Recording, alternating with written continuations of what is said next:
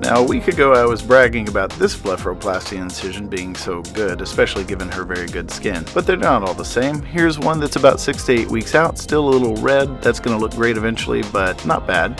This one is well over 6 months, and I would give that a grade of C or B as far as the incision goes. This one is in process, obviously. That's about 6 weeks out from her surgery, and that is about 6 months. Very hard to see, looking very good. Now, this one is surprising to me. I expected this incision to be worse, given that her skin is so good, but it actually turned out much better than I expected. Now, here's someone with soft skin who is trying to make a dramatic change, and you can see early on in the first 8 weeks how kind of indented and red that is. A little over a year later, this is what it looks like. You can still see the texture differences. This was her left side at about 8 weeks, and now this is her left side well over a year out.